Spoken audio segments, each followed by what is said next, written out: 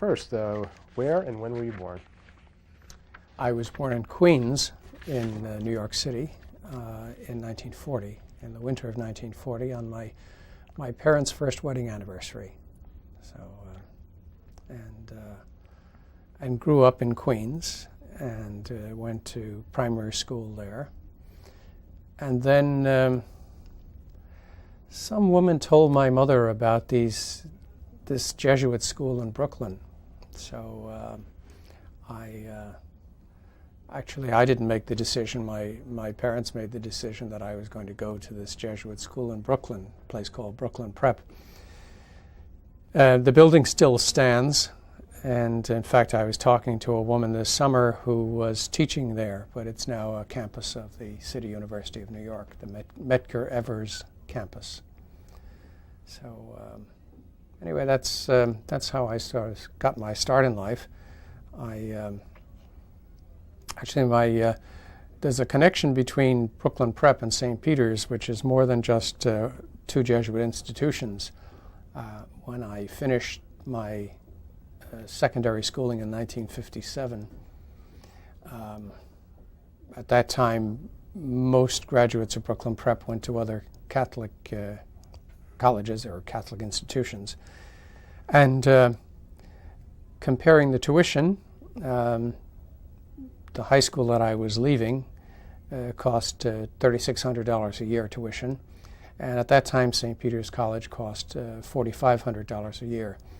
So it would not be a big jump in the finances of our family for me to go from Brooklyn Prep to St. Peter's. And so I applied and was accepted and paid a deposit actually at St. Peter's College.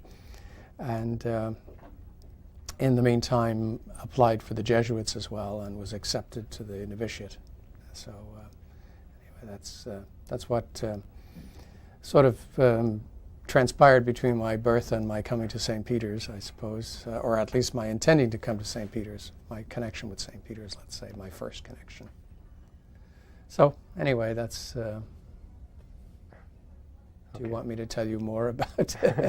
Okay. Well, why didn't you end up attending St. Peter's? Well, as I say, I had in the meantime also taken the entrance exam for the New York province of the Jesuits. And I suppose probably in April or May I received a letter of acceptance from the provincial and instructions to report to a Jesuit college almost on the Canadian border in upper New York State on Lake Champlain.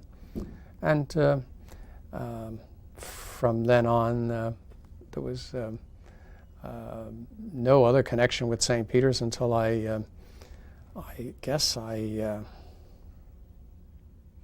visited the college when I was teaching at St. Peter's Prep in the mid-60s. And then while I was studying theology in Amsterdam, I got an invitation from Father Aidan McMullen, who was the dean of the college at that time, to apply for a tenure-track position in the history department. And I think it was one of my visits after, or while I was working on my dissertation in Europe, one of my visits back to the United States, I came to St. Peter's and was interviewed by the department and by the dean. And I think by Father Yanatelli as well, the president. And then later on that year, I got an offer from St. Peter's College to come here and teach. So, anyhow. And I've been here. I arrived in time for the second semester of the academic year in 1974 and taught part-time that semester. And then in September of 74, beginning of the academic year 75, I began full-time teaching. Great. Okay, well, we'll go back to the teaching and your start of the connection with St. Peter's later. But I just want to talk about more in depth with your educational background, the schools you attended. What were some of your the subjects you studied, and what was your main focus of academic endeavor? For most Jesuits, at least in the 1950s and 60s, there was a very heavy emphasis in classical languages, Greek and Latin, and philosophy in the first part of our training. In a sense, I just managed to fit in a little bit of history here and there, and then gradually increased the amount of history that I was doing until I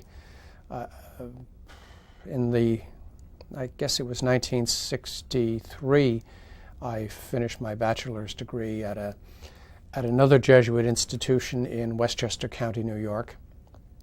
It was an affiliate of Fordham University at the time. And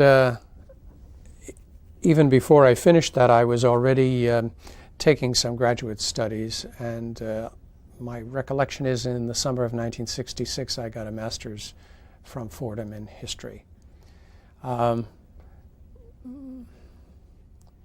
My interests all during that time were in modern European history, and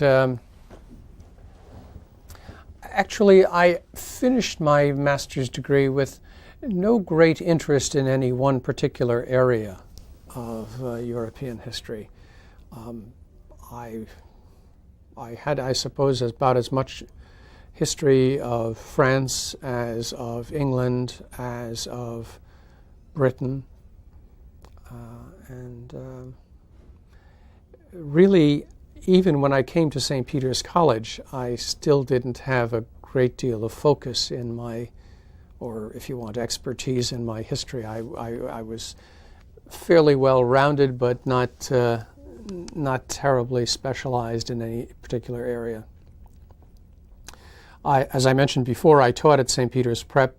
The years there were 1964 to 67. And during that time, I began to lean more heavily toward the idea of not only studying European history, but actually living in Europe as well. I had never been out of the country except to Canada until I was 27. So I applied to the Jesuit School of Theology in the Netherlands. Actually, I was simply under the influence of a term paper that I was doing on the War of the Spanish Succession in the early 1700s, which focused on the participation of the Dutch government in that war. And I think that was one of the things that largely drew me then to go to the Netherlands. There were some other areas at that particular time. It was an area of the church which seemed to have a lot of prospects for a kind of a new formula, a new approach between the church and the world.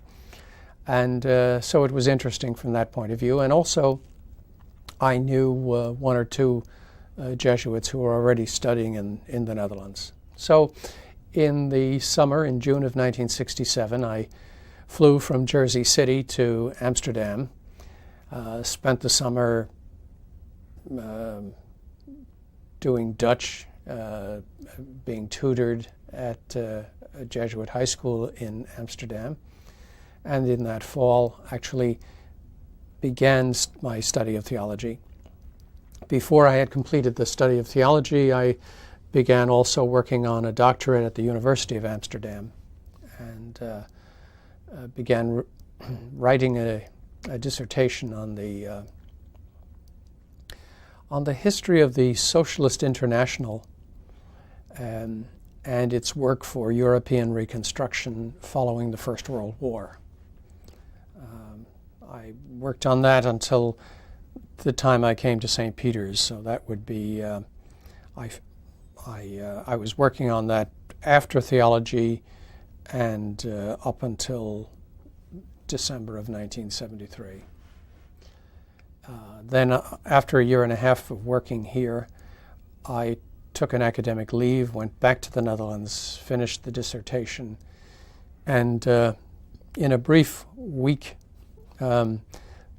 travel from Jersey City to Amsterdam and back, I defended the dissertation on the 7th of December, 1976.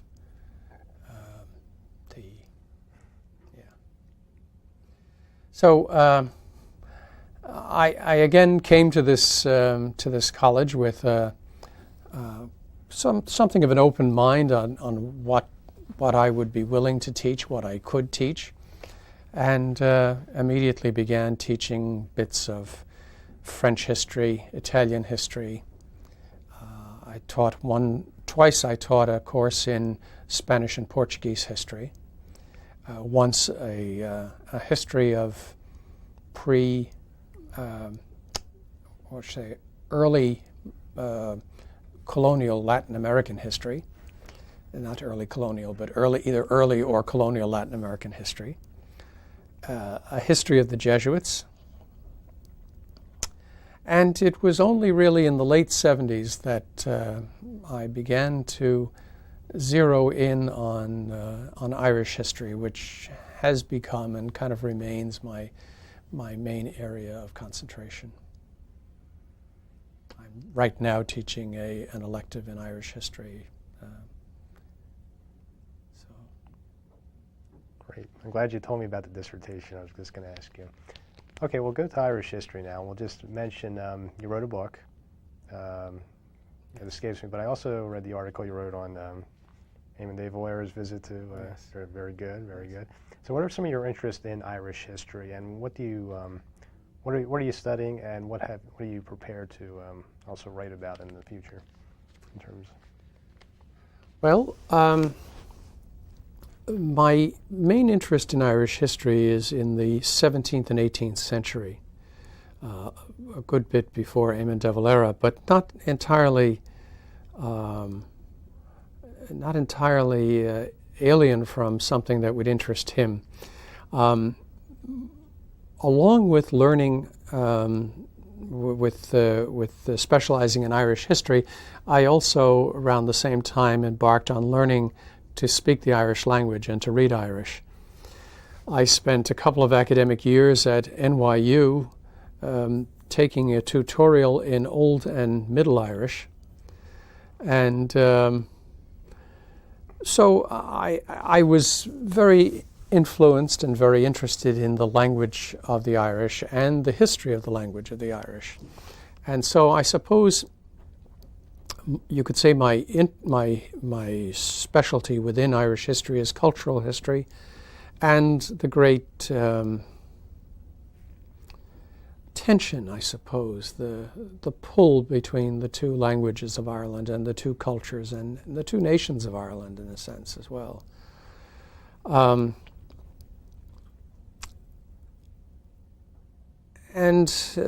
That's something that still interests me more than just simply political history of Ireland. I remember reviewing for a publisher the manuscript of a history of the Irish Parliament in the 18th century, and I must say I had to force myself to stay interested in the subject. When talking about political history of 18th century Ireland, you're talking about a very, very small group in a very small country, and a group that basically was most interested in preserving its own political and social privilege in the midst of a country that was moving in a more modern and perhaps even revolutionary tradition or direction, I should say.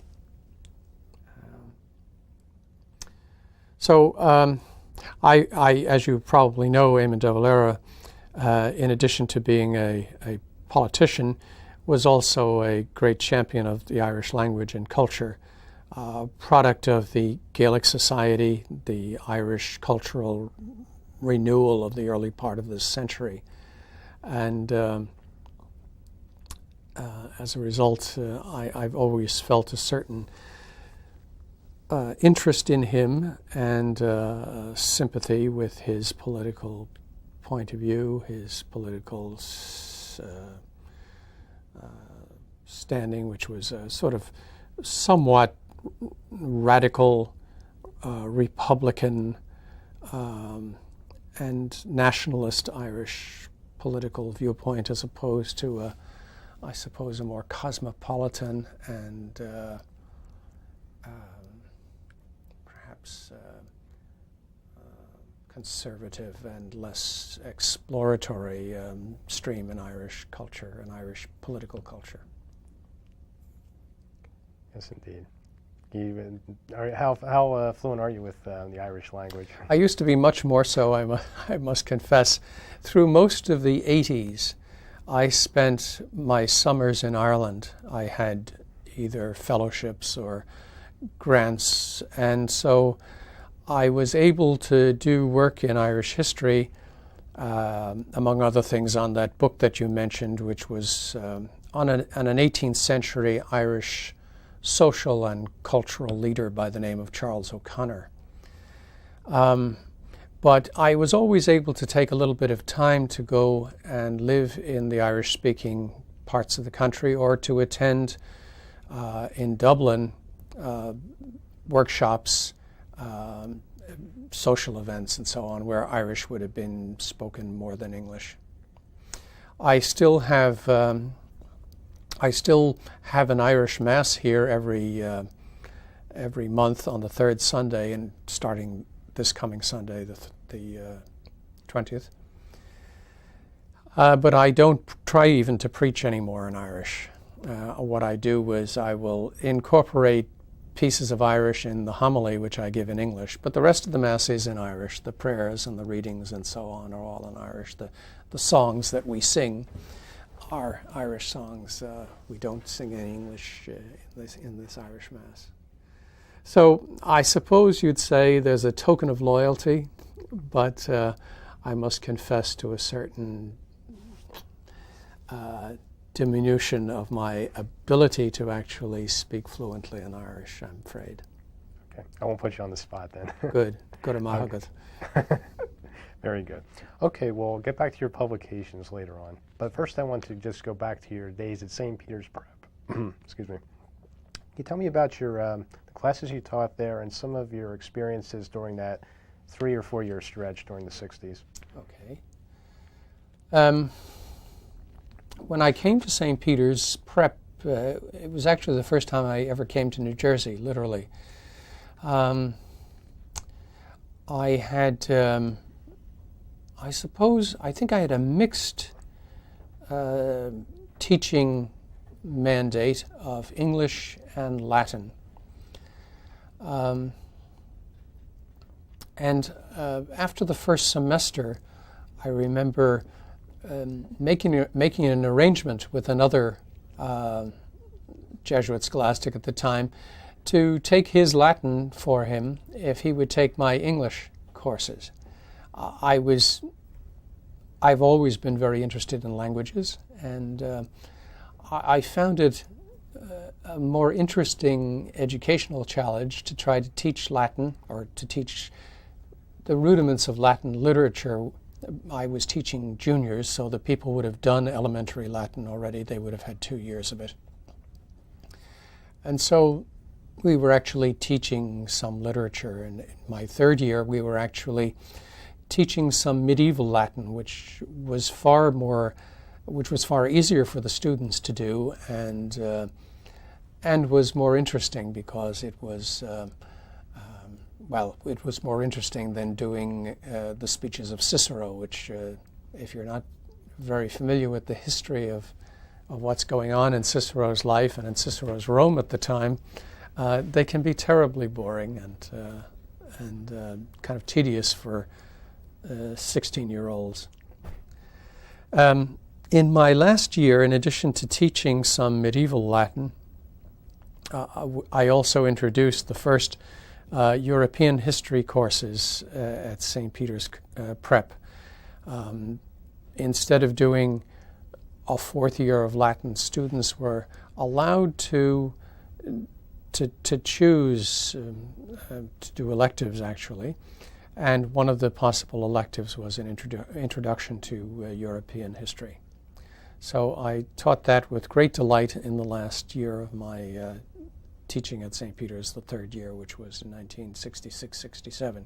During that time, I was also chairman of the history department as well.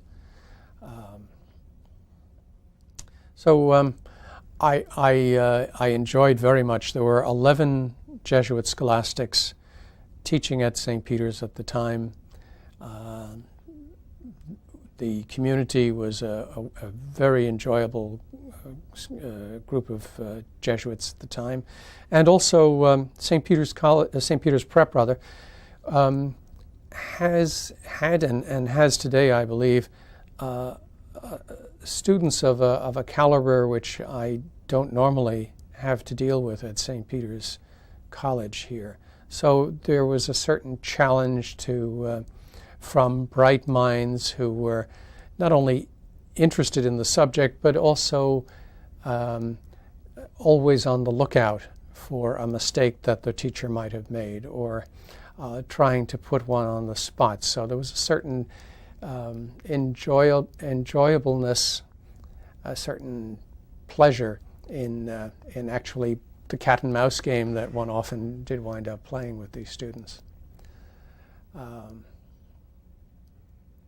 In that time, I also was the moderator of the prep band, not pep band, but prep band, which was both a marching band and also a concert band. And that put me in touch with a lot of students who were talented, and gave an opportunity to have more to do with students than just to teach them in class, but also to watch them grow professionally, artistically, and so on. So that was a very nice part of the experience. And then each of the summers, I think I was in graduate school. So there was a certain variety there as well.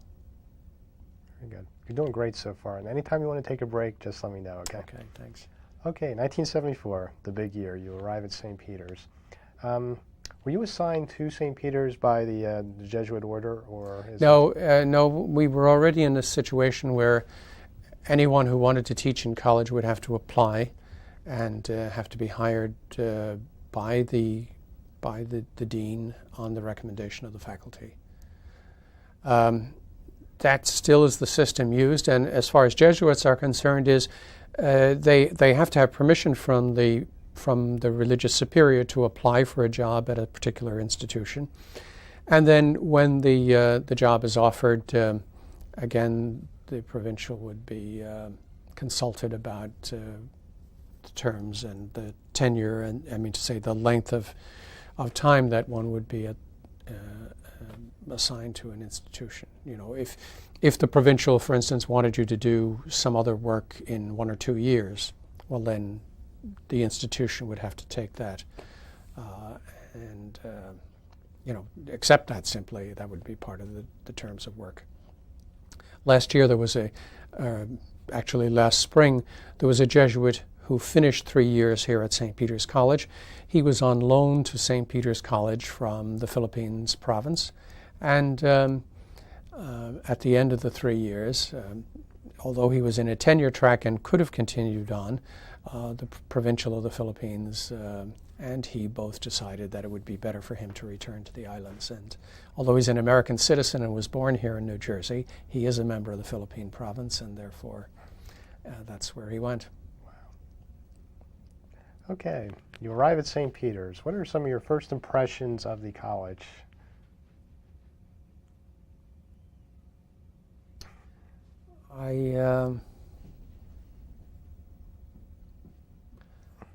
I'm kind of stumped at that. I've never thought of of the impressions that the college first made on me.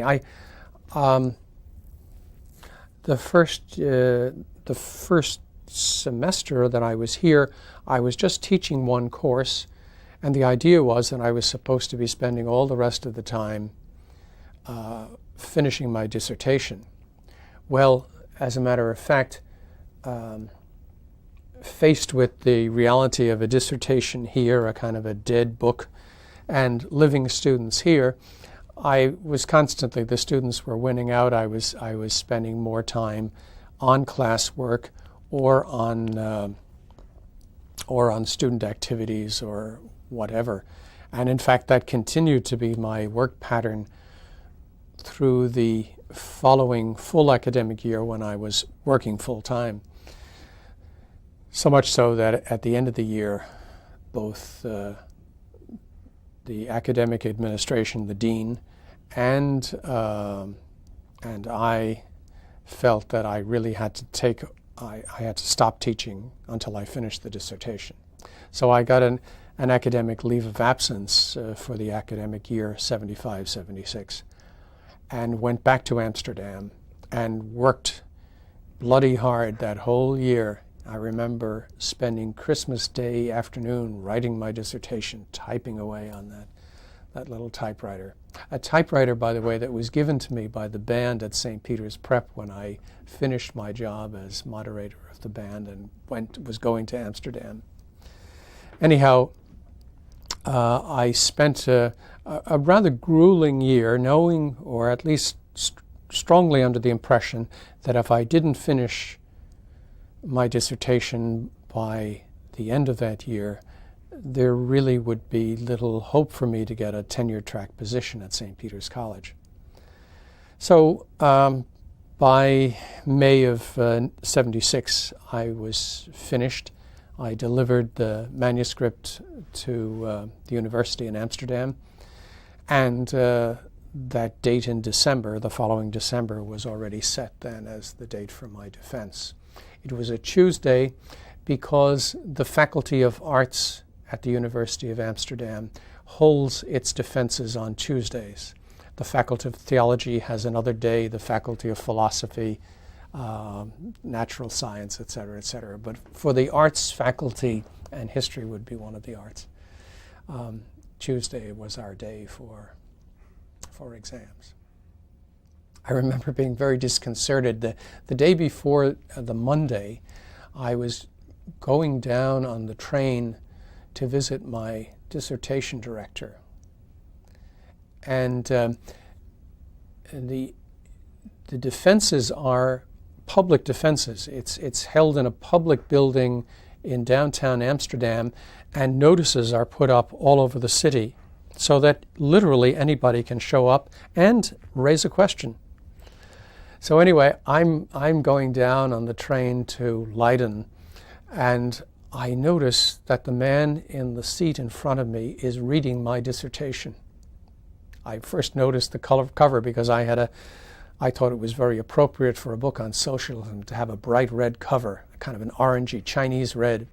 So that caught my eye first, and then as I looked over his shoulder, I said to myself, it's the book.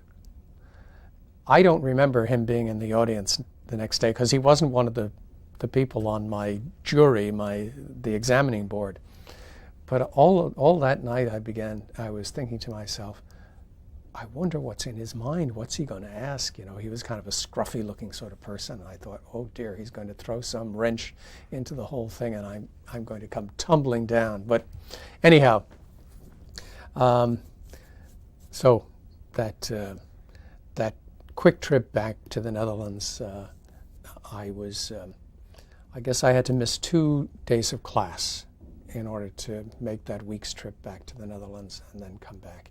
And I arrived back just in time for the faculty Christmas party before Christmas. And, so it was a very nice, appropriate occasion to come back saying, yes, it's done. You know, I have never taught anything on socialism here at St. Peter's College. I have never published anything after the dissertation. By rule, dissertations have to be published in the Netherlands. And the way you do it is this. You pay for the printing of the book, and then the university buys 200 copies from you to use as exchange copies with the other Dutch universities and other universities in Europe. I remember on a subsequent visit to the Netherlands being asked by my dissertation director if I had 2 more copies of the book because the Marx-Lenin Institute in Moscow wanted 2 copies for their library.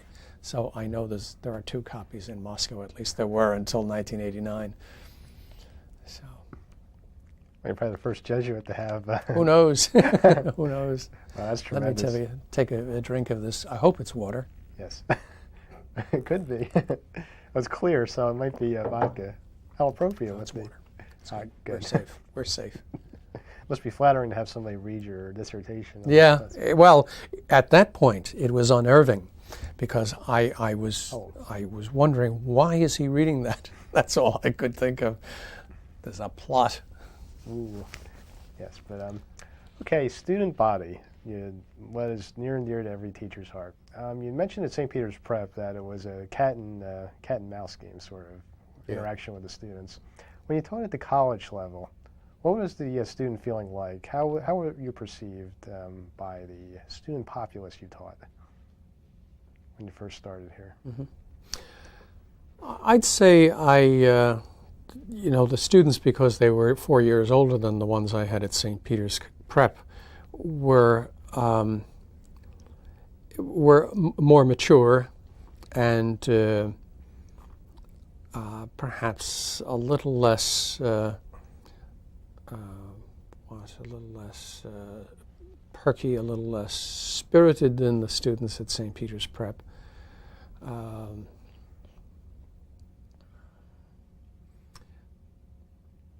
But by and large, I'd say they were enjoyable to work with.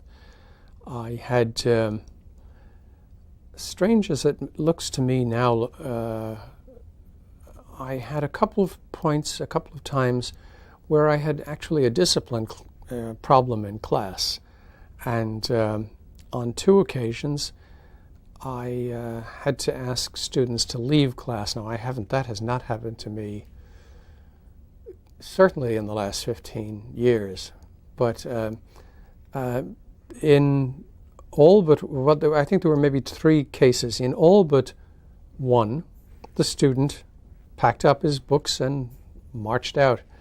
There was one case where a student said, "I'm not leaving." And I said, "Well, if you're not leaving, I'm leaving." And then she said to me, "Well, you better go, because I'm not leaving." So I packed up my bags, my hands trembling all the time, and off I went to my room in the old Jesuit residence, just to sort of calm down. Then I went over to the history department to tell the chairman what had happened, and while I was there, the student who had sort of driven me from the classroom arrived in tears, because as soon as I left, all the students turned on her and they said, "We paid for this course and now he's never coming back. What are you going to do? You owe us all what we put on, what we paid for this course." So anyway, she felt herself under a great deal of duress, and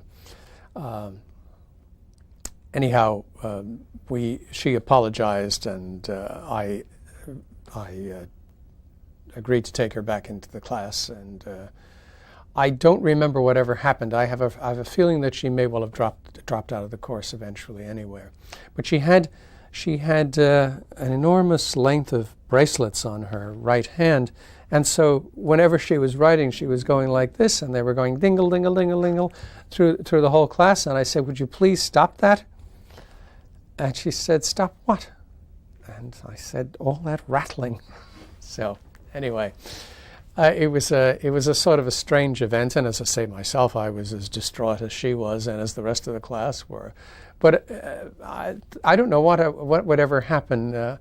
It's just nothing like that has ever happened in, I'd say at least 15, maybe 20 years. These were all in the first few years that I was here. Whether it had to do with being that much closer to the 1960s and the time of unrest of 1969, I don't know.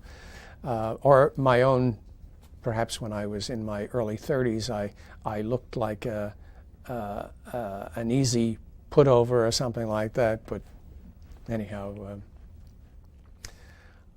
you're asking about the students. Isn't that how we got off on this? I'd say, number one, it was different to teach a mixed class, co-eds and men and women. It was different teaching I would have an older group, and I would have, by and large, people who chose my class. They were not put in section 14 or section 13, but they actually signed up for it. So I suppose there was a certain voluntary, submission on their part that they had picked me, and so now they were stuck with me. So there was a certain less of cat and mouse. Yeah, I think so. We were kind of, by and large, more tolerant of each other and perhaps a little bit more indifferent toward each other as well. Okay, well, you mentioned the co-ed education. I ask all of our guests this about the multiculturalism of St. Peter's. African Americans, Hispanics, and all these wonderful groups. Yeah. How have they impacted your teaching, and what kind of interest have they shown over the years in the classes you have taught? Well, I had this when I was talking about Irish before. I was going to launch into something like this. The fact that in the well, let me go back one sentence. One of the sources of my interest in Irish is that I am myself Irish. My parents were both born in Ireland. You probably know that I carry an Irish passport and am an Irish citizen. I was also always interested in languages, as I mentioned before, and as I moved more in the direction of Irish history, became very interested in the Irish language. And the more I studied the Irish language and the history of the language, the more I saw how much the Irish of today are the products of are people who have lost their language, have been robbed of their language by a historical process. The more I studied Irish and Irish history, the more I recognized in myself that I was an ethnic, that for my own ancestors, doors had closed because they were not part of the proper social setting in Ireland. Both my parents were farmers' children. They were not Irish speakers themselves in both parts of Ireland that they came from. The Irish language had been rather effectively stamped out over 150 years before. They knew a few prayers in Irish, and that's about it. By the time they were educated, compulsory Irish was being introduced into the schools, but since the training colleges for teachers were not teaching Irish at the time, you had a curriculum that a teacher was unprepared to teach, and therefore the children got no real effective command of Irish. But anyhow, that realization on my own part that I also was ethnically deprived, so to speak, or deprived because of my ethos or my family, always made me very sympathetic to people who would be in my class and not recognizing themselves in the people that I was teaching them about and in the situations that we were discussing. So that I think their presence plus this transformation that was going on within me has generally made me much more sympathetic to, I suppose, the other side of history, the other way of telling history, the people who were on the receiving end of history, and not so much the lords and masters of history. And generally speaking, I'd say in the last 10 years, our history department has moved in the direction of introducing more non-Western history into our introduction to Western history. Not to be fashionable, but simply because it's the only honest way to teach history. There are two faces in history all the time.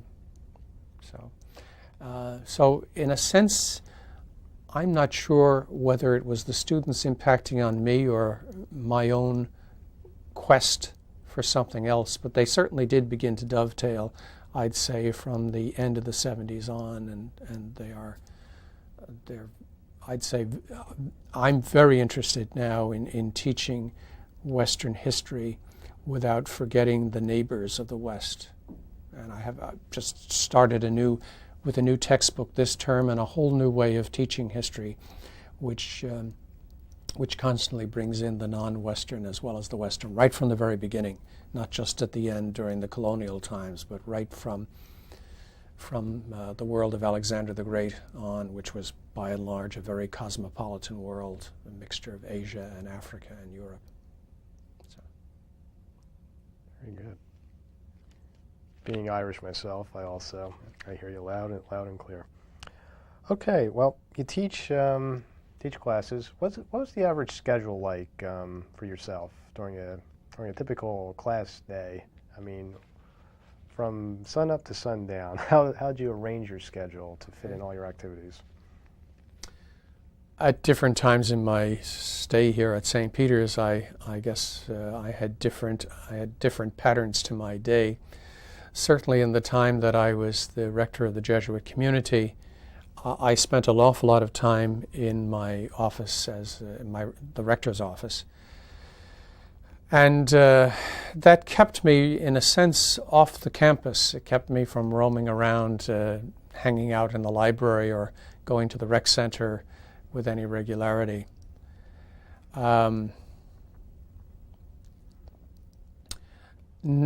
Now, at the moment, kind of reconstructing a new life for myself in this.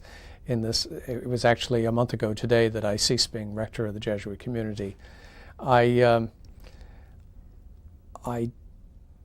get up fairly early, and I'm usually out on the streets of Jersey City by 6 o'clock in the morning.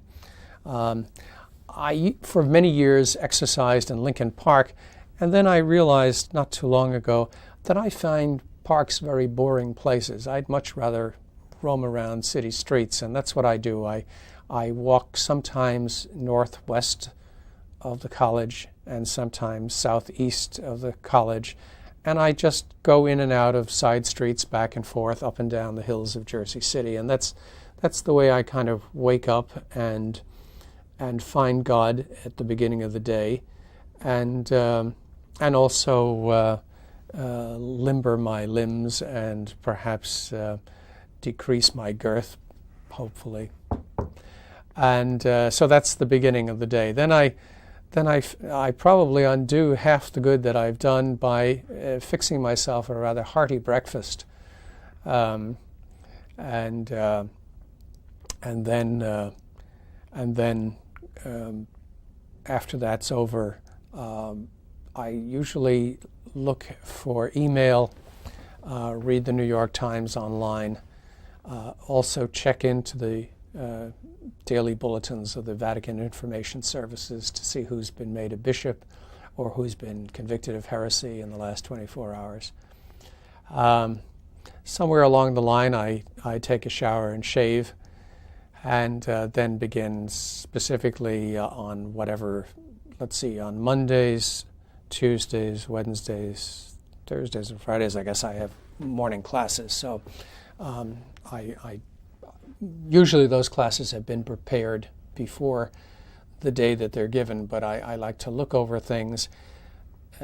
Inevitably, once every week or two, I wind up in class either without a book or without my class notes and so on. So I try to overcome that by taking one last check to make sure that everything is in the briefcase and that I won't be caught short. One day I arrived without my maps, and it's very difficult to teach history, as you probably know, without maps.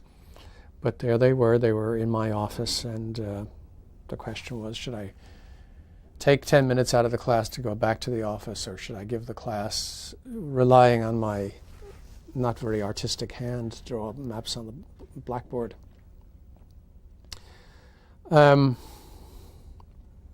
Usually in the middle of the day I have office hours. I'm in the history department. About 1 or so, I get some lunch. And then after that, almost always go back to the history department and stay until about 4:30 or so. And we have a community mass at 5 o'clock, and then dinner after that. And after dinner, I'm out on the streets of Jersey City. I find that I digest easier when I have had a mile or so after dinner. And then after that, I go back to the residence where I live and prepare class for the next day. So that's the day. Right. And what kind of preparation do you do for a class typically? Do you have to do a lot of reading, a lot of research, and mostly organizing. The reading I've usually done either in previous times around having given the course or during the summer and things like that. But I find that if I go into a class, just having ingested material, it comes out in a very disoriented way, a very disorganized way. So that what I most cherish doing is actually just kind of getting a good insight in how to start the class, how to start the material, how to relate it to the preceding class or the last week's matter or something like that.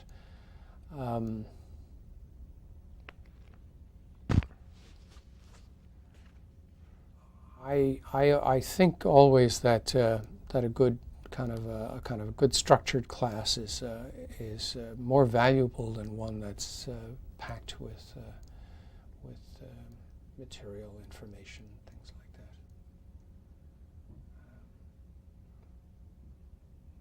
like that. But every once in a while I find myself saying, I obsess about a date in history. And then I say to myself, oh, don't worry about it. And then after a while I say, I've got to have that date.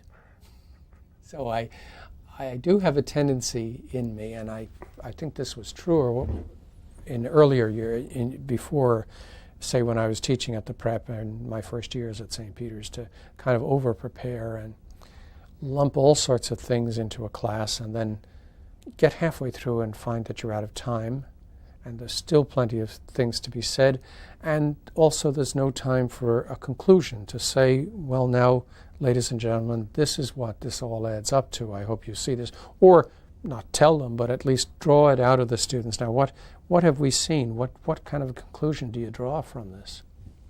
So anyhow, organization, I'd say, more than new research. Okay.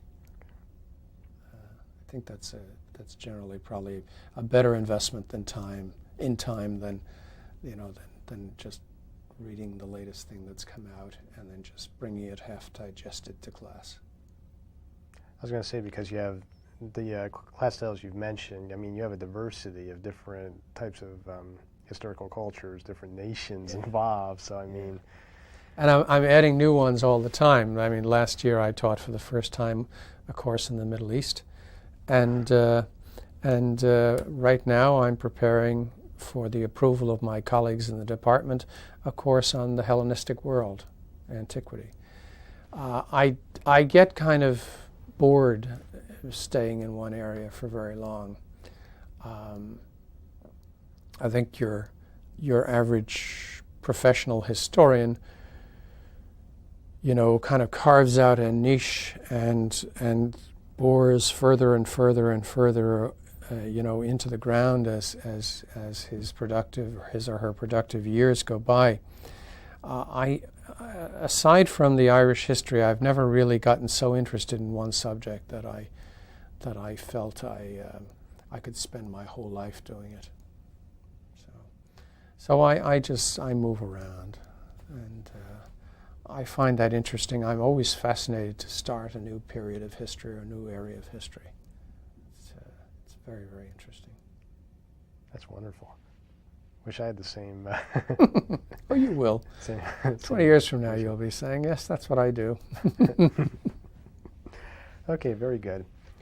Okay, you mentioned before the history department. You spend Yes. much of your day there. Can you tell me how some of your colleagues in the history department throughout the years, throughout your tenure here, and how the department is organized?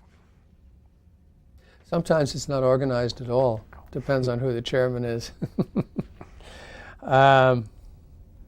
When I first came to St. Peter's College, the chairman was, I think, only an acting chairman.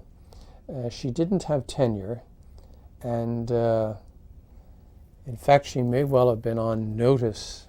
She may have been denied tenure already. Certainly by the end of my first year, she had been denied tenure. And so that year that I was in Europe was her last year. She was on terminal contract.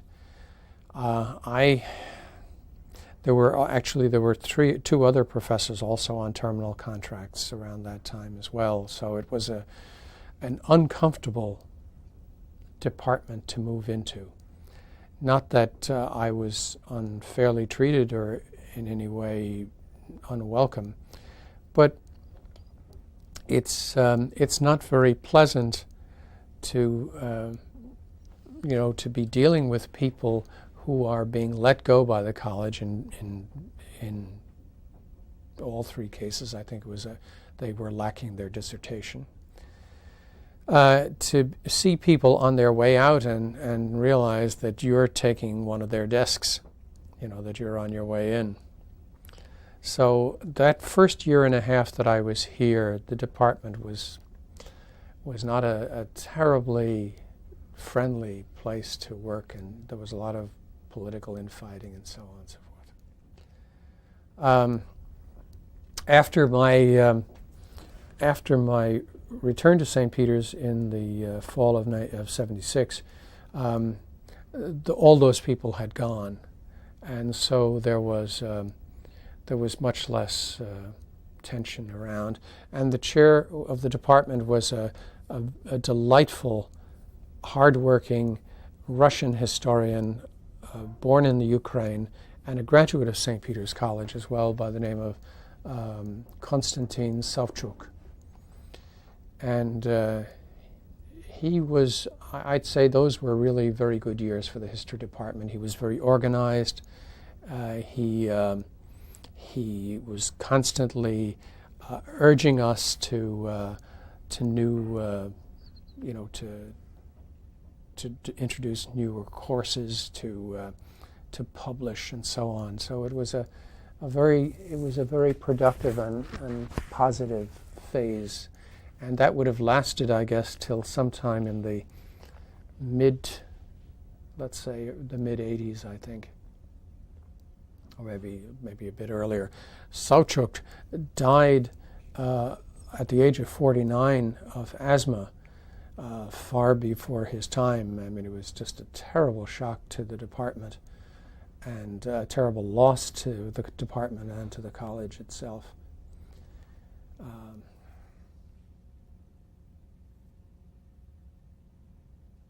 Then, I think after his death, John Coughlin, our medievalist, became chairman of the department. John was a very delightful and very cultured man, but he was not the hustler, not the driver that Savchuk was, and we sort of all kind of began, I guess, to take things a little bit more easily, and perhaps the department began to lose a bit of ground, I suppose, in as much as we attracted less students, and our course offerings, I think, were not as we're not as creative, and we kept giving the same courses over and over again, that sort of thing.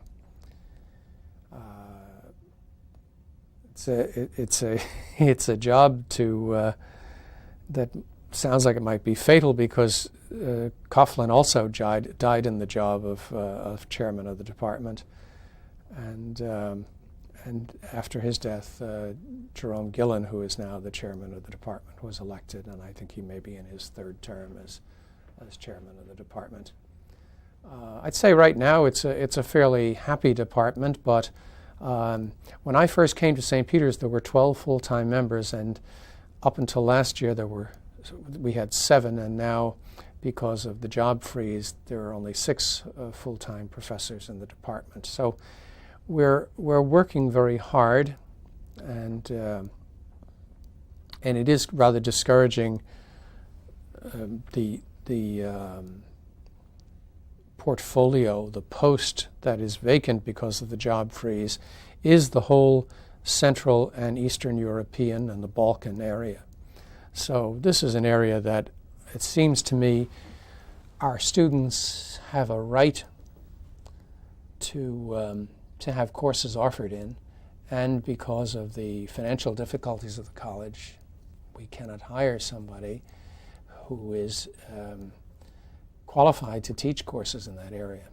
So what we do now is we're constantly ordering new books in that area, but we're kind of, in a sense, treading water, hoping for the eventual hiring of somebody for that area. But what we're trying to do is at least keep the library up to date in materials that some future colleague will be able to use.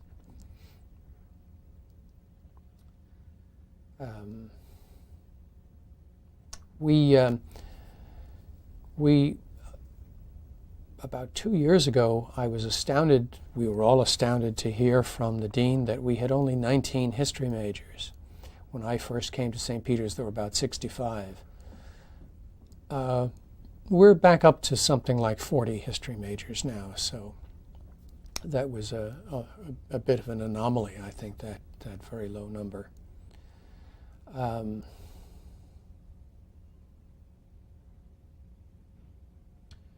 Dr. Rabin has organized, in addition to the History Honor Society, also a history club, which is named for our late colleague, John Coughlin.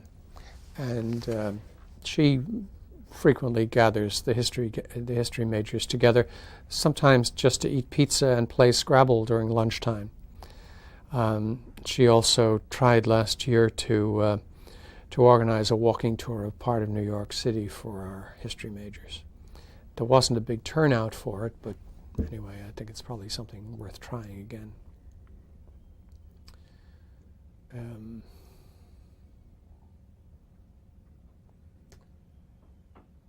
I'd say in our departments, probably there's a certain amount of productivity.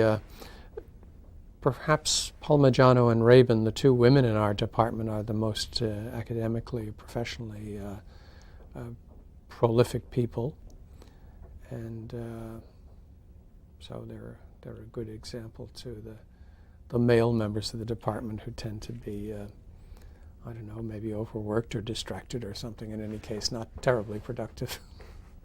I include myself among them. Okay.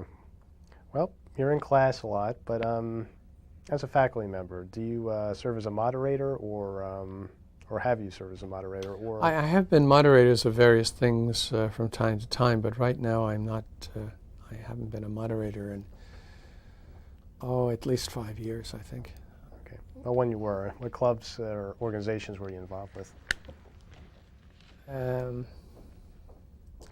Oddly enough, the Italian club. I was moderator of that for about 2 or 3 years, back in the late 70s, early 80s. Dr. Hartnett, also now a retired member of the faculty, Conor Hartnett, he and I had an Irish cultural group in the early 80s. Predating the present Irish American Club, which I've attended meetings of theirs, but I have never been a moderator there. In the late 70s, we had an organization, a kind of a service organization called the Christian Life Community, and I was the moderator of that. Then from 1983 till perhaps 87, I was the moderator of the Knights of Columbus Council that was here at the college. And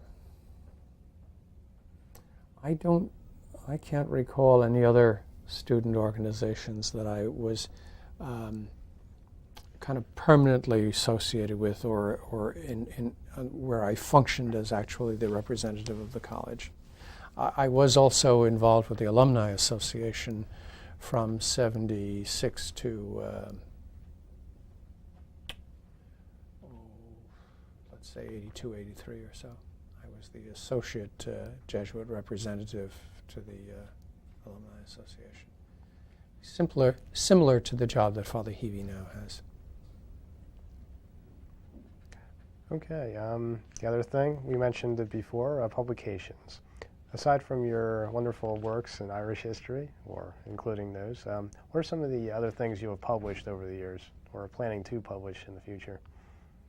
You know what I'm more interested now in, rather than publication, is creating online resources for the teaching of history, or producing something like a sort of a handbook. As we in the history department move more and more toward non-Western history, and also as we offer electives in areas which were not our original focus of interest, I think what we have to do is to sort of produce for the rest of our colleagues a sort of handbook or a packet of information, bibliography, recommended film and tapes resources, and also digitized sources that could be used by all the members of the department in our introduction to Western civilization. In a sense, I think that's probably the locus of our most important contribution to the college. We have a crack at every student. Theoretically, every student that comes into St. Peter's College has to take the 6 credits of the Introduction to Western Civilization. And I think it's an important, kind of a vital area, a vital way of, or a vehicle rather, a vital vehicle for making students aware of history and the importance of history and the knowledge of history, etc., and the importance of historical thinking.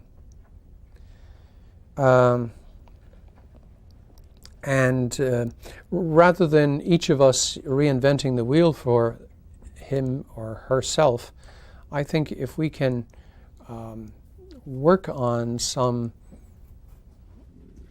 packets of material, I think that would be more useful and of higher value to the profession than to work on some obscure article on this or that issue that may or may not be of any interest or value to anyone.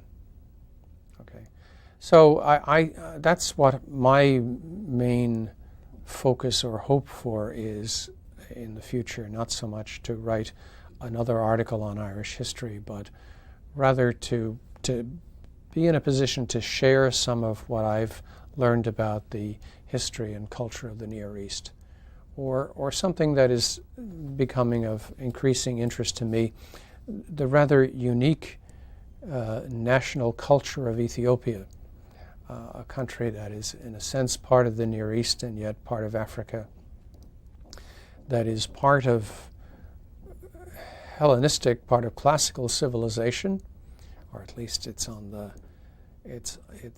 threshold of classical civilization, and yet has survived and come down in an almost unbroken cultural unit to the 20th century, and is still a very important part of the history of modern Africa. So anyhow, those are my plans for the future. You have a great website. Oh, thank you very much. Very nice. It's getting better and better all the time. Especially the Jesuit oh, the Jesuit Center. Yeah, I have some more photographs to post on that now. Okay.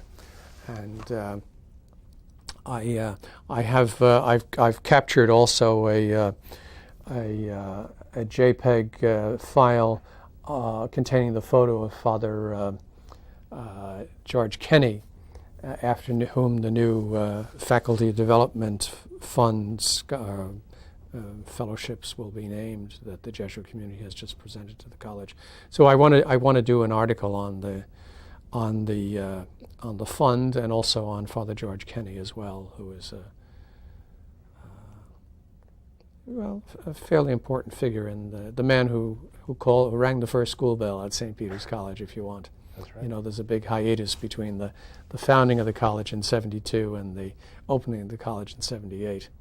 And in a sense, Kenny is the man that opened the doors of the college in any case. And then returned shortly after to Canada. He was a Canadian. So, anyhow. That's right, and that's good. That brings us into our next question. Oh. A brief synopsis of how you doing on time. All right. Good. I have some other work to do this afternoon, though. Oh, okay. Don't worry. We only have 20, 30 now. Now we're coming to the end now. I'm going to have Vincent pull the trap door on you, and you'll just disappear. Hey, Vince, how you doing? Okay. A brief synopsis of the history, the founding of St. Peter's up until the closing, I guess, in 1918.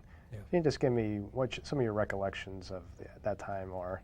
Well, my memory of those years are not too good now. When you're 126, you begin to forget things. But it's a rather remarkable story of a small venture. I think all around the campus during the 125th anniversary, you had that portrait, or that photograph. What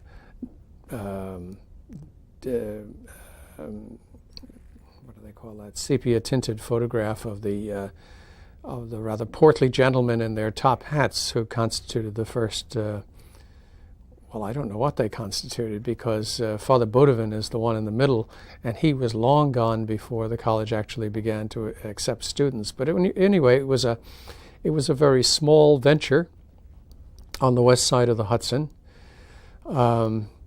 in a city that was growing fast, but maybe didn't see the need for a classical college in '72. Certainly, Father Cronin, who has a series of 2 pamphlets on the history of the college, intimates that the reason for the hiatus, the 6 years between '72 and '78, is that once the Jesuits had arrived and had gotten their charter from the state, they said, well, now, okay, would you please send your sons to St. Peter's College? And they said, well, my son is out working on the railroads. He's not going to St. Peter's College. So it took a bit of massaging the public in Jersey City, or I guess what was just becoming Jersey City at the time, those various villages and towns that were coalescing into Jersey City, to get them to actually say, yeah, we can spare our sons, and we can spare a certain sum of money. And so the operation began.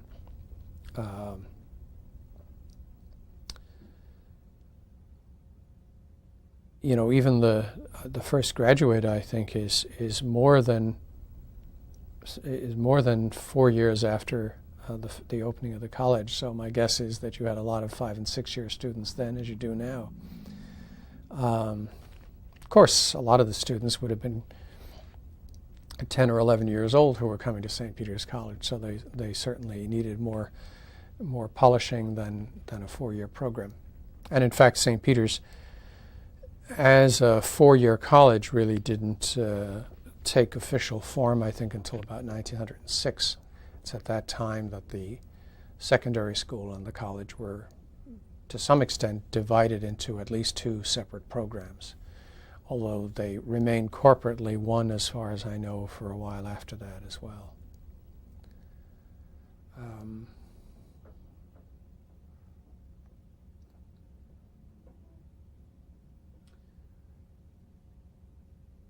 I don't know. I don't really you can actually look yourself at the curriculum as it was offered in the 1890s and the 1900s. That's in the bulletin, and it makes kind of interesting reading on how many hours of philosophy, for instance, students had to take at St. Peter's. Throughout that whole early period, it was really much more philosophy than theology or anything else. Certainly there would have been a lot of Latin, and then a lot of just drilling in oral writing and in oral speech and in writing. And then, the terrible crisis of 1918, where you asked me before about the position of the religious superiors in assigning people to schools. Well, in those days, they not only assigned people to schools as professors, as presidents, but they also decided in 1918 that there were certainly too many colleges in the East Coast, and some of them would have to go, and St. Peter's was certainly one of the ones that went. Along with my alma mater, Brooklyn Prep, which was the original Brooklyn College, and also Xavier College in Manhattan.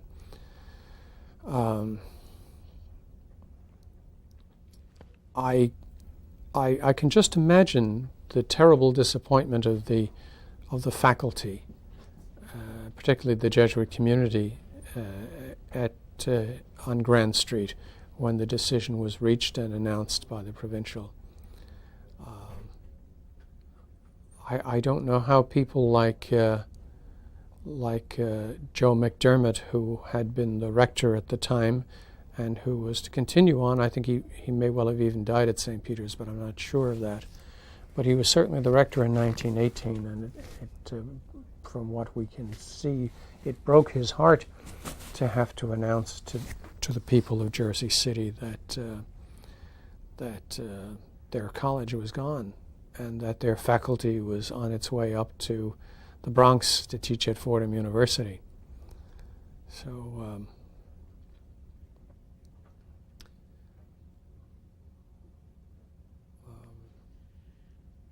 anyway, I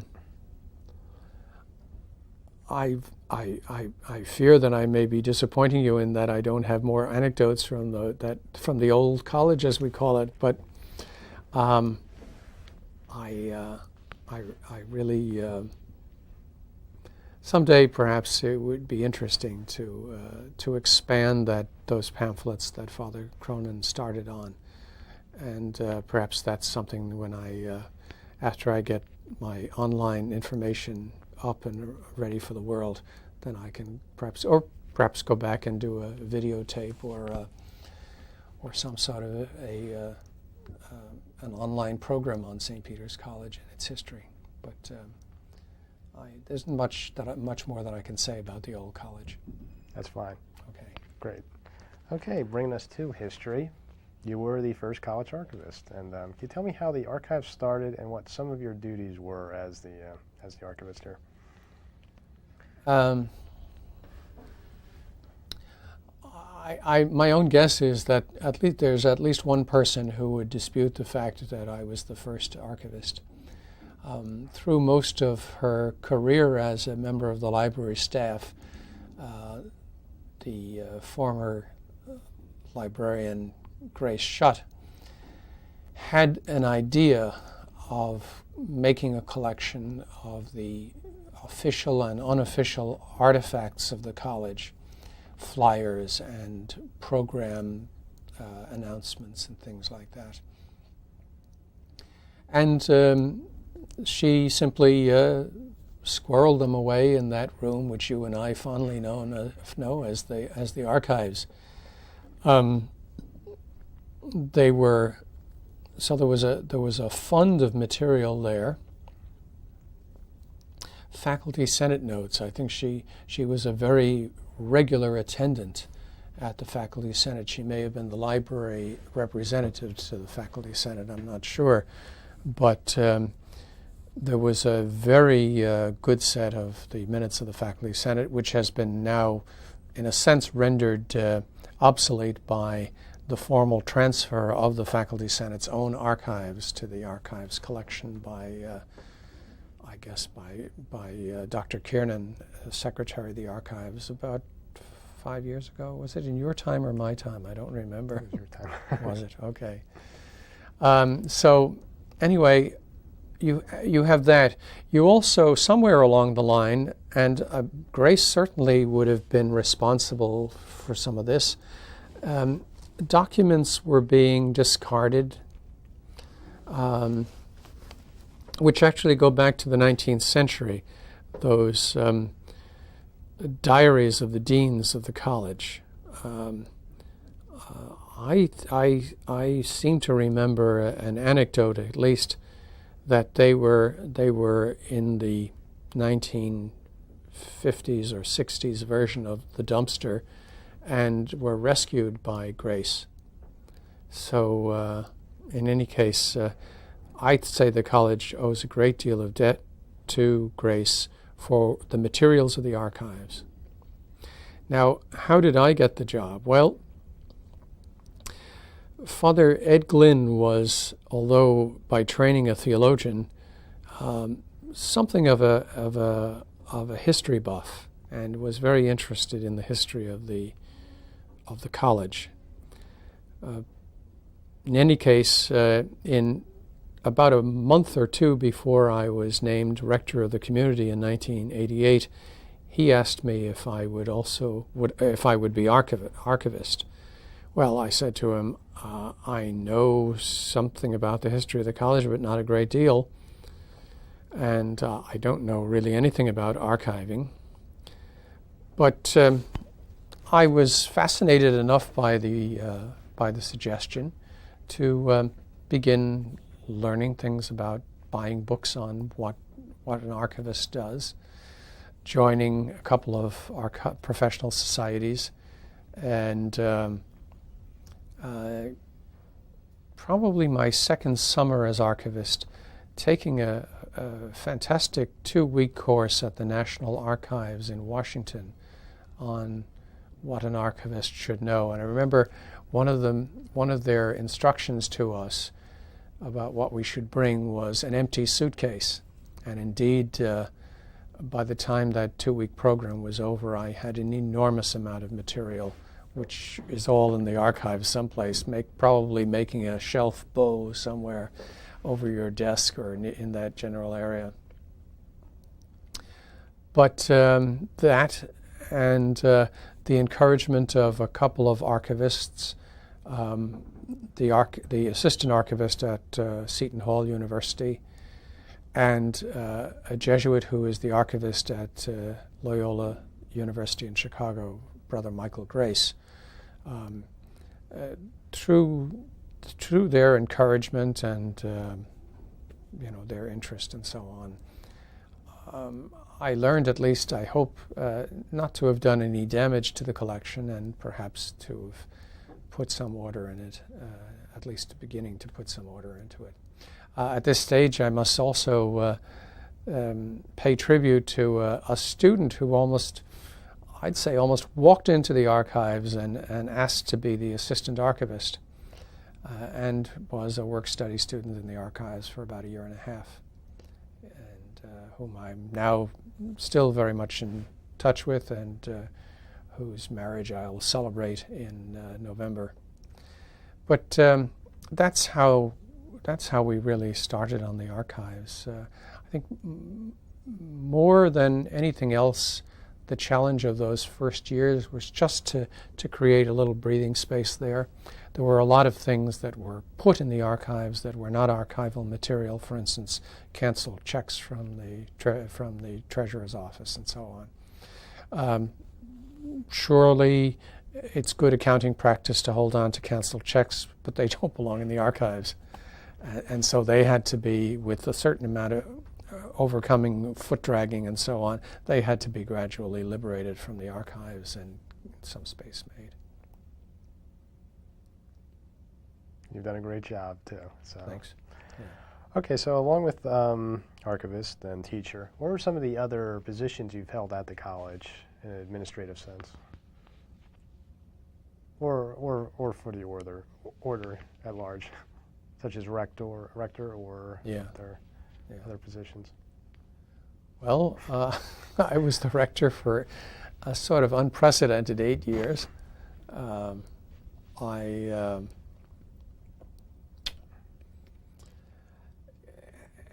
a sense, there was a time when the rector was the president of the college up until 1972. And then the jobs were divided, and the two corporations were created as separate entities, the college and the Jesuit community. In a sense, ever since 1972, there's always been and perhaps it's an ongoing question, what is the role of the Jesuit rector? In a sense, he has nothing to do with the corporation of the college, except that all the rectors since separate incorporation have been members of the Board of Trustees, not by right or law, but simply as a tradition, so that the Jesuit rectors are always involved. Father Joe Novak was elected in May as a member of the Board of Trustees of the college. You may realize that the president of the college is a member of the Jesuit community, and therefore the Jesuit rector is his superior, and in a sense he is answerable to the rector as a religious and as a member of the Jesuit staffing of St. Peter's College. And in the future, if there should be a Jesuit college here in Jersey City without a Jesuit president, perhaps the function of the rector will change again, and somehow or other the rector will come to represent the presence of the Jesuit order and, in a sense, the superior general of the order in a college which doesn't have a Jesuit president. There is already one. The University of Detroit, for the last close to 10 years, I guess, has had a nun as president, and it still continues. It functions as a Jesuit college. The nun who's president attends the meetings of the Jesuit, the AJCU, and anyway, whether the rector has to do more at the University of Detroit than he or she, or than he would do elsewhere, I don't know. I think it depends on whoever is filling the job at the moment.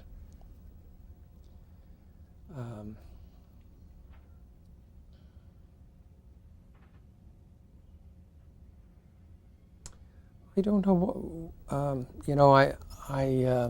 I'll probably in an hour say to myself, "Oh, you forgot all about such and such." I don't recall having any other jobs during this time than the ones that you're already aware of. Don't worry, we'll put a bug on you. Yeah. Well, a tracking device and that tape recorder. Yes. Okay, we only have a few more questions. Okay, so we're going to wrap up. Okay. I should have asked Bill how long this tape was. It's a 2-hour tape. 2 hours, yeah. This tape or the one we put in after? We've done it too. Father Brandy was one of the longer spoken. Oh, good. Oh, Not good. Callie needs another. Oh, yeah. So they have every right to be. Three or four, I think that went. No. I'm not sure we quite. Well, 4 tapes, but we're recording with 2 cameras, and each camera does a separate tape at the present time, so we can mix them later. Right. I think you're about 120 into the thing, so certainly you could get another 40 minutes out of this tape if you chose to. We'll go very slow. No, okay.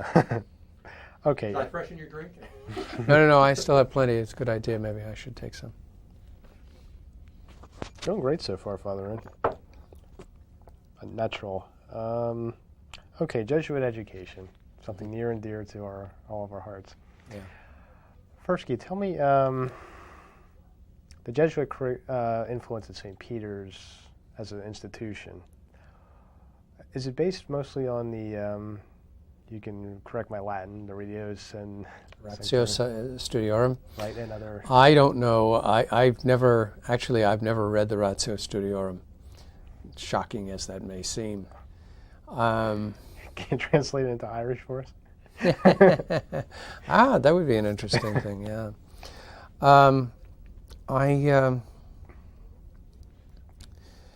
Jesuits were running colleges for 50 years before the Ratio was written, so I'm not sure that it's necessary to recognize the footprint of the Ratio in every institution.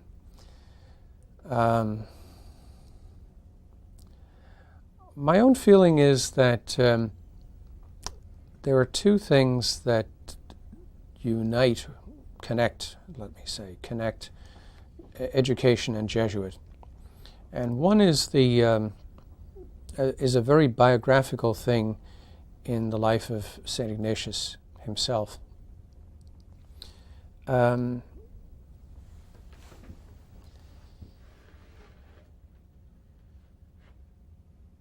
He was always very interested in education, both for himself and for those who were associated with him in the founding of the order. I think as a product of the Renaissance and then Reformation stage in Western history, he realized how important learning and education was to save or lose the soul of the world in which he lived. And his insistence on not just getting any old education, but as he saw it, the best available, namely the master's degree of the University of Paris, I think says a lot about the place that education occupied for him personally and for his apostolic mission.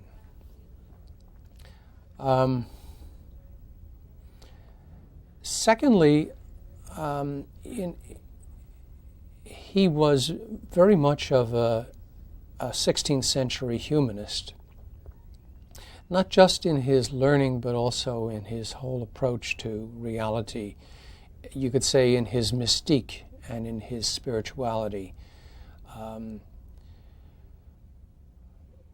For him, God was not just found in churches and in shrines, though he was a strong defender in the church militant and in pilgrimages and indulgences and everything that's associated with shrines. But for him also, God should be sought and could be found in just about any experience that a person can have. And his exhortation, which is summed up in the words in omnibus quaerant Deum, let them seek God in everything, I think serves as a sort of a mandate for us all, regardless of what we teach or where our expertise is, to find God through seeking Him, obviously, or to seek Him because He is there. We know in faith He is there. We only have to find Him. We only have to rev up our own insight in order to find Him. The subsequent history of the society with its institutions of higher learning and its scientists and poets and opera writers and poets and so on, I think only confirms this initial bond that Ignatius has with education and learning and the vision of God. So I don't think you have to read some Latin document that was written long after St. Ignatius died in order to get a kind of a blueprint for or a mandate for Jesuit involvement in education. I fact, I just can't imagine the society not being involved in education. On all levels.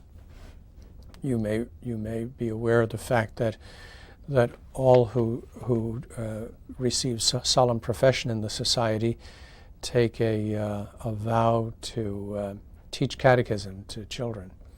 And in a sense, you could expand off that to say that we have all, in a sense, dedicated ourselves one way or another to education. About your own teaching philosophy or practice, how have you put the teachings of Loyola, Ignatius Loyola, and the Jesuit order and other influences into it? Well, I think one of the ways that one of the ways that I see an education in a Jesuit institution, a history education in a Jesuit institution, differing from what you might find in another educational institution, is that it is faith friendly. That, as you know yourself, history can be made into a very salty story of the foibles of humanity and all sorts of institutions, not the least of which the Church. Religion can be held up to ridicule in the forum of the classroom, and I must say, even here at St. Peter's, on occasional class visitations, I have seen that and have noted it in my classroom visitation report, both to the individual and to the dean. But my own conviction is that faith and religion are friendly to human progress. And so we are self-deluded when we think of faith being somehow or other anti-humane, anti-human, anti-progressive. And so what I think of my role as a historian in the classroom,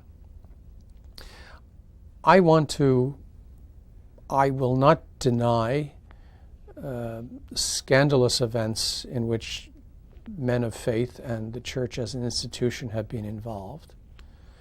But basically, on balance, I'd say religion, and not just Christianity, but religion in general, has always been a great cultural force, a great sustainer of the arts, and by and large has urged upon its practitioners a humane treatment of our fellow men and women. And so I go out of my way to show, regardless whether I'm talking about Islam or I'm talking about the most noble role played by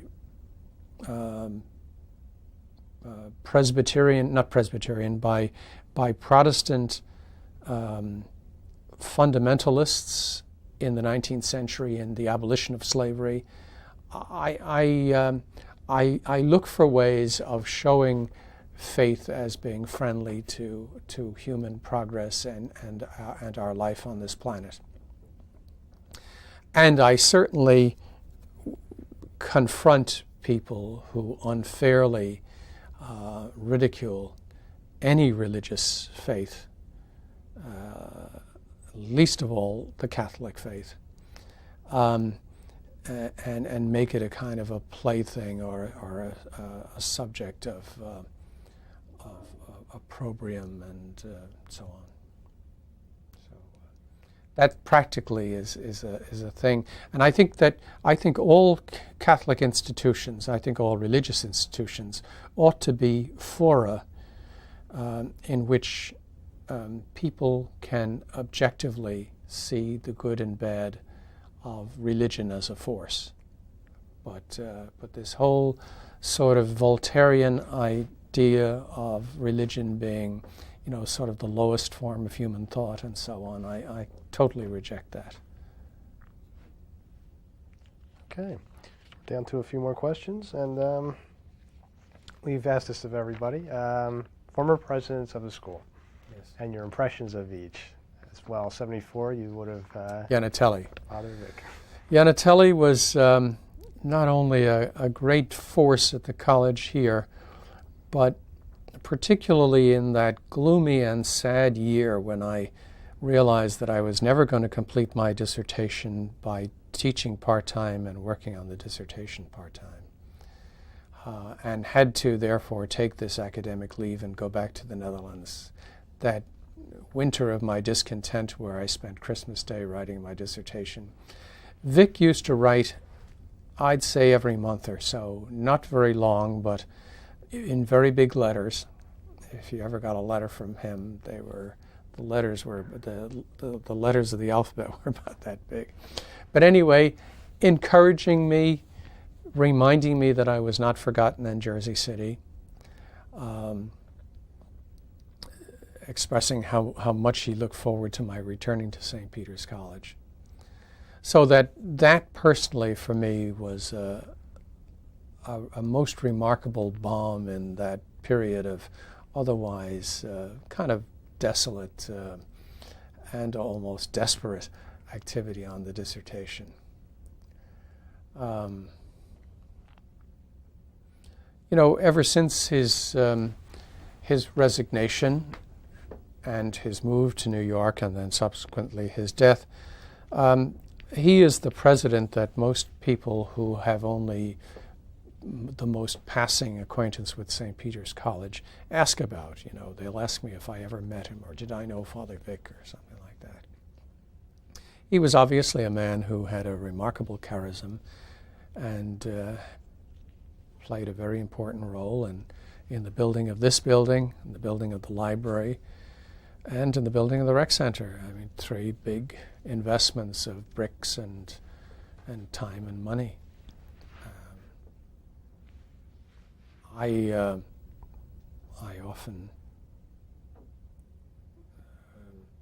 often regret that perhaps he didn't have more guts in building up the endowment. I mean, we got lots of gifts for the building of these concrete buildings, but when he left office, there's still, I think, the endowment of the college was only $500,000 in 1980 or so.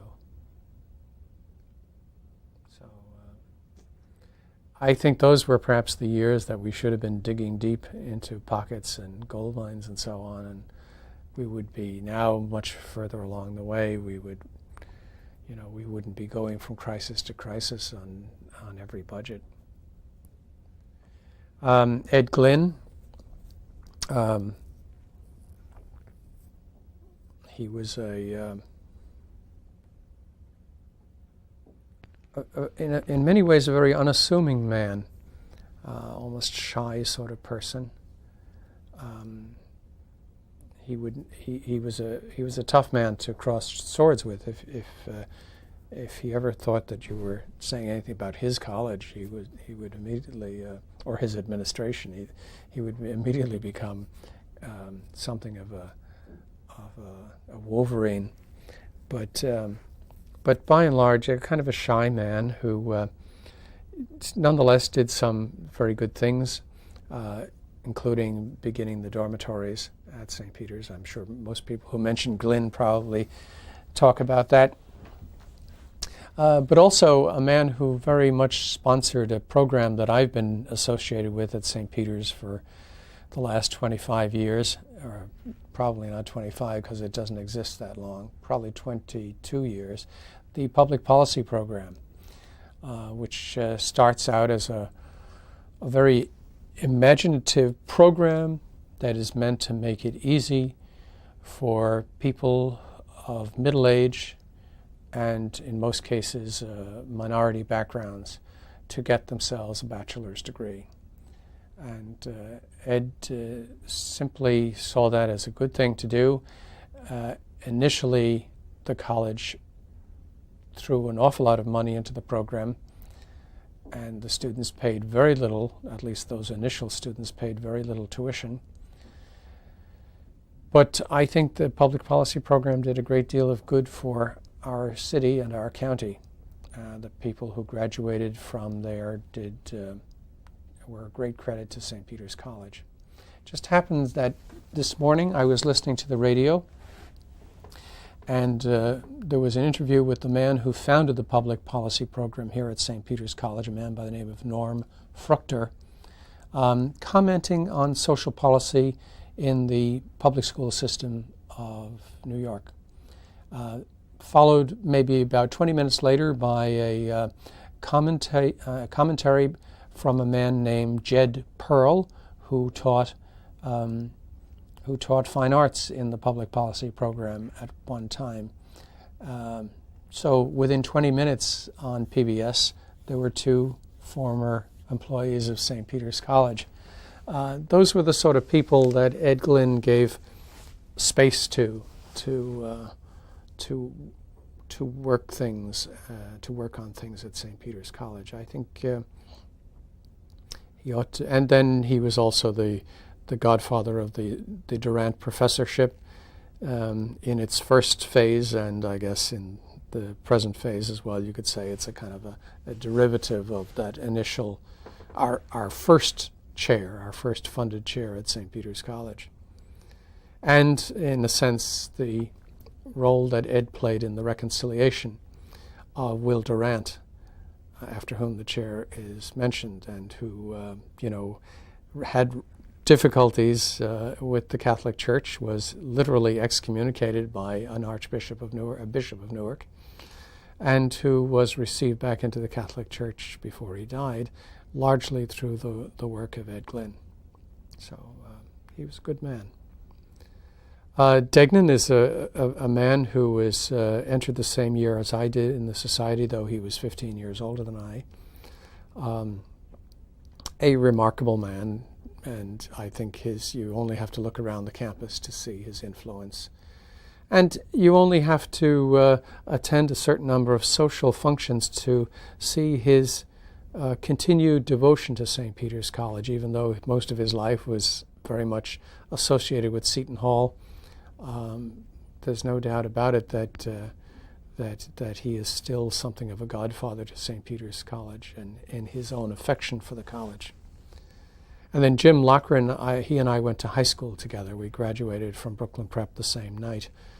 And so I've known Jim since we were 13 years old, though I haven't lived very much with him in the same houses of the society. But anyhow, those are my associations with the four presidents that I've had to deal with. Three of them I dealt with as rector, and so anyway, there you are. Okay, last question. You heard that? You heard that, Bill? It's the last question. Right, it's a multiple part. Broke it down in 27 parts, right? Okay. If you can sum up your time at St. Peter's College over the past 20 plus years, what has it meant to you? And if somebody's watching this now who's never heard of St. Peter's, how would you define how the experience has enriched your life and how it can enrich somebody else's?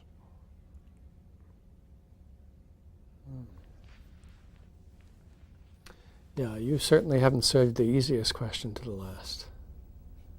In 20 seconds or more. There may be a 20-second gasp or silence while I think of it. That's the beauty of tape. Yeah. Yes. Yes.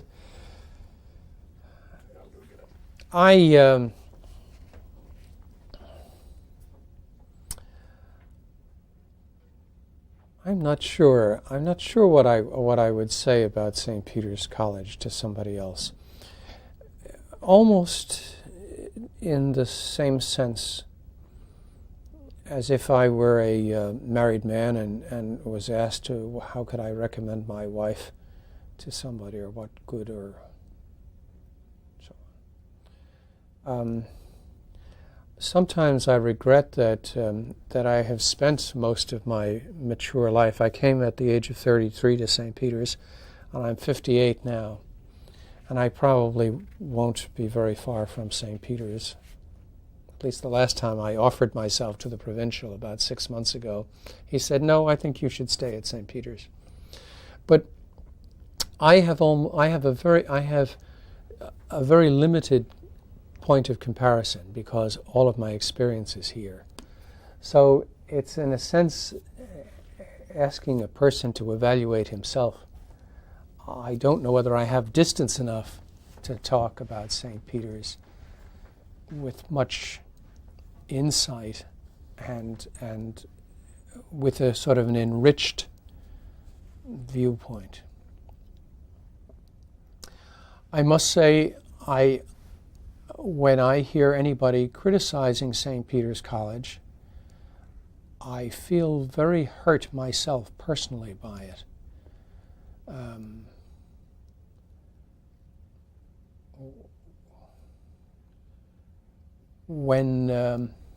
When people come here and begin to say disparaging things about the college, I must say I almost find it myself unable to give them the benefit of the doubt or to put it into context because I suppose because of that lack of distance that I have from the college. I am always distraught when a student says to me, "Yeah, I'm leaving St. Peter's next term. I'm going to go here or there or everywhere."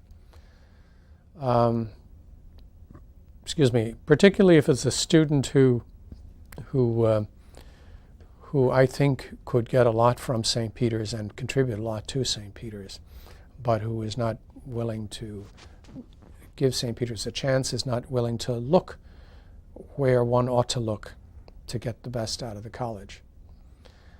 I think specifically in the faculty, in the library's collection, in the physical location of St. Peter's College, this place is a gold mine.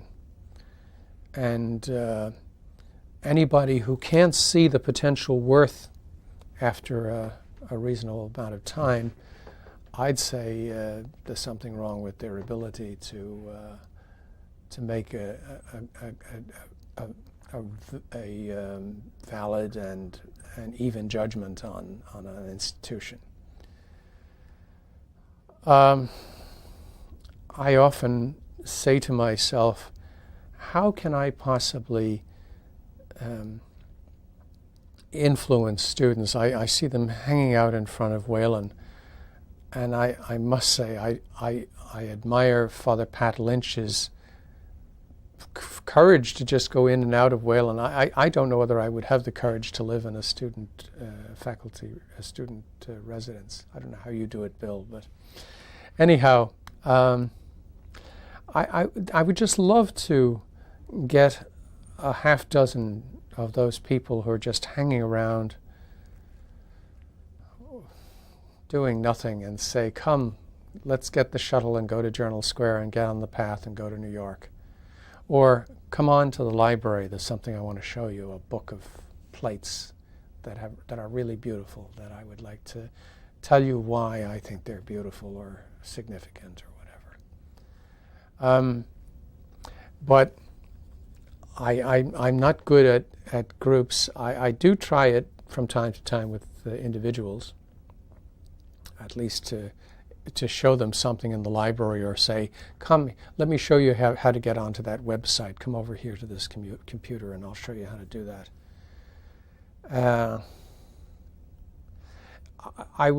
That's something that for years I've had in my wish list. I really would love to be able to just hang out in the library and talk to students about well, whatever is significant in their minds, and kind of bring them to appreciate the context, to see what they think is precious most of humanity finds precious. And what is repulsive to them would also turn off most of the people who have ever lived on this planet. In other words, historical examples or works of art, there's a whole world to be gotten out of history or out of a single icon or even a single piece of design like that Ofri in the library from an Ethiopian vestment that's hanging on the wall. Something like that, you know.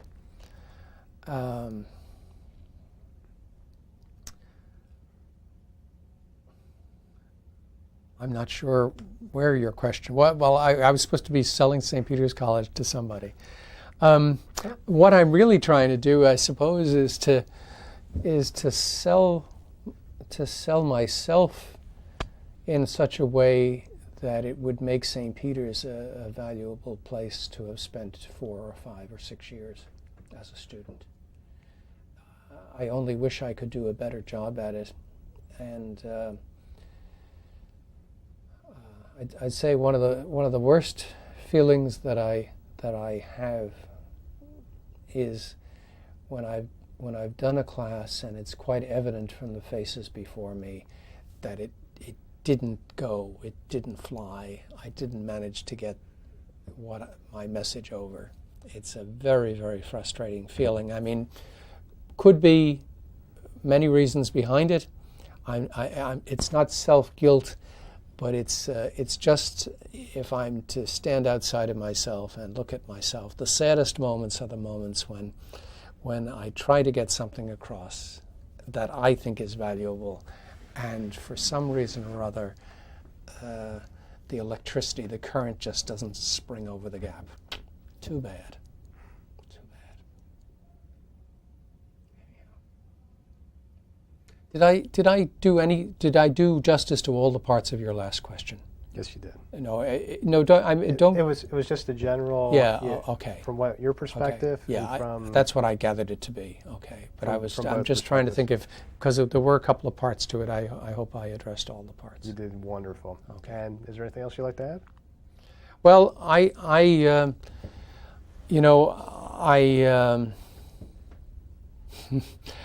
this is something that so many people have dreamed of for so long, this oral history project. I just saw that little demo of, was it Fred Cranwell? Yeah. Being interviewed by somebody. Was it? Yeah. It was one of the first things that you did. It was your first interview, maybe, That was the first one, yeah. And I said to myself, isn't this incredible? I mean, if Dick Cronin had tapes of this, back in the 20s or the teens, how much richer. Well, there wouldn't be a need for a book. We would put out a taped history of St. Peter's College. So, but I must also say, innumerable people have talked and talked over the last, in my recollection, 25 years, probably the last 50 years, or at least the last 40 years, about the necessity for having done this. And to the credit of you two gentlemen, it is now well on its way. More power to the both of you for having stuck it out and lent your all your skills and equipment and whatever and persistence. Thanks to you for giving us the push. Yeah. Exactly. Give a little credit here for Ed Fisher pushing us along on this. Oh God, did he ever push me? I was almost Fisher and Melnig also. Okay, well, I didn't God know rest him. Melnick was pushing. Oh yes. I didn't know that either. Oh boy. Oh, yeah. Wow, it's But anyway, you've done it. Here's to you both. Thank you. Down to you. And thanks to you. Thank you. Thanks for participating. All right. Well, that's easily one person, but you've done it hour after hour after hour, afternoon after I think we could have an all like St. Peter's part Oral is History still channel. Yes, that's Put right. this all together into something. Yes. The transcriptions. You could have an. Oh no!